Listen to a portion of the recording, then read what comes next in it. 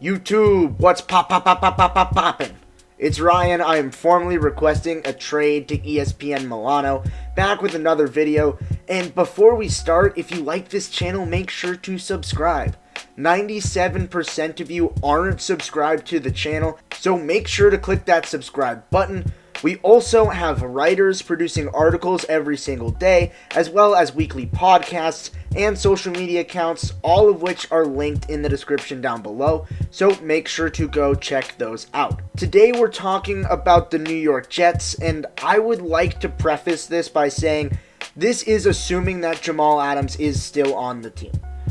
There have been some reports in the past couple of days that Jamal Adams has formally requested a trade, and he might even be shipped by the time this video comes out, but these are my preseason predictions assuming Adams is still with the Jets. Last season the Jets finished 7-9 even with Sam Darnold kissing too many girls. He missed 3 games last year and there was still a realistic path for the Jets to be a playoff team even with Darnold missing those games. Sam Darnold is unequivocally the best quarterback in the division with Brady gone. No, Josh Allen is not a better quarterback than Darnold. In no way, shape, or form is Josh Allen a better quarterback than Sam Darnold. Come at me, Bills Mafia. I like your team. I don't like your quarterback as much as I like Sam Darnold. Even if Sam Darnold wants to go and smooch some other teenagers, get some more mono, then there's an elite quarterback behind him. Joe Flacco's on the roster now. It's all good, Jets fans. But in all seriousness, Joe Flacco is good enough to carry the team to at least some wins if Sam Darnold does go down. The receiving core is subpar, to say the least. The number one is Rashad Perriman, Jameson Crowder, Denzel Mims, Josh Doxson. I have no idea. Perriman and Doxson have been incredibly underwhelming in their careers. Crowder has been kind of meh. He's probably going to step up as the number one. He's serviceable. And Mims is a rookie who I really like and could emerge as that number one. But he obviously has some question marks, being that he's never played on an NFL football field. The Jets really need someone to take over for Robbie Anderson, and Mims could be that guy. But let's face it, the passing game will probably revolve through the tight ends. Ryan Griffin and Chris Herndon are the ones who I actually trust in some capacity, along with Crowder, to be at least capable receivers. They aren't number ones by any means, but they probably will be able to serviceably catch passes for Darnold. The Jets defense has done a full 180 in the past few years. There used to be a plethora of defensive linemen and the rest of the defense used to be subpar, but now the line has started to thin out. Quinnen Williams wasn't really what we expected in his first year, and he definitely can take a jump being the 3rd overall pick. He has some time to develop, but he just wasn't as good as I thought he was going to be last season. And next to Williams, the rest of the line is really just underwhelming. The unit that I'm really impressed with is the linebacking core.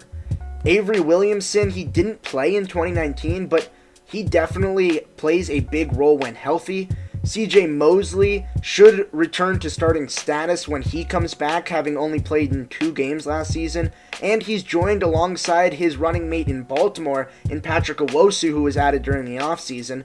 And if those 3 weren't enough, Blake Cashman was a draft pick last year that I really liked, and he didn't necessarily shine last season. He was sort of thrust into a huge role due to injuries, but he played relatively well, and I really liked watching him play, and I think he has some very good instincts. But in all honesty, this defense, it hinges on Jamal Adams. If he's there, this defense will be good. If he's not, it will probably be really bad.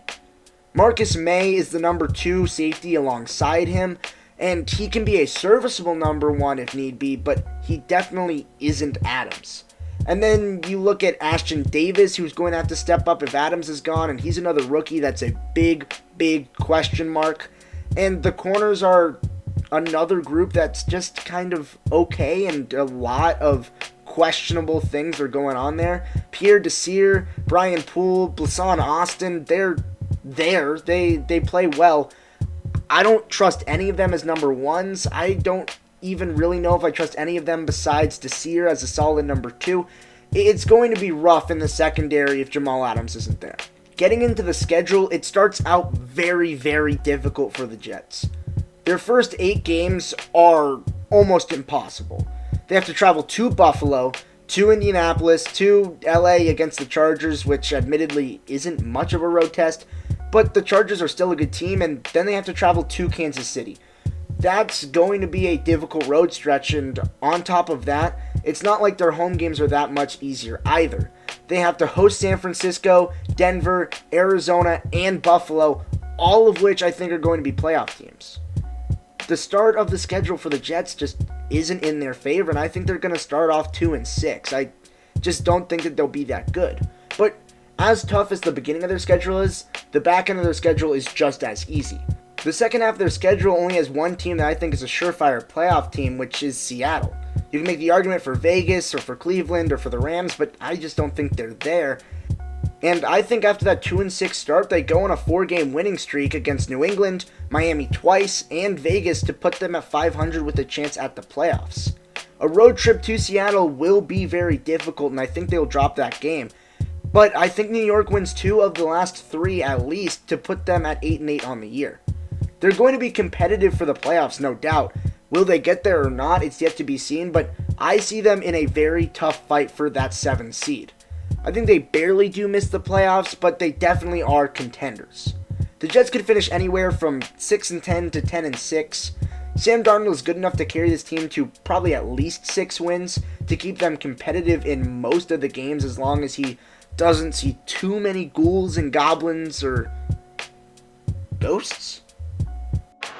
Seen ghosts. That's it for today's video. Comment your favorite Kanye song down below. I'm a big Graduation guy, so Champion is my favorite song, but make sure to give your own opinion down below. There are no wrong answers unless you pick like facts or something. That is a wrong answer. Also, make sure to leave a like down below and subscribe. That's going to be the end of the video. Thanks for watching, and I'll see you next time. Also, no hat today. Hat, no hat. What do you think? Comment down below.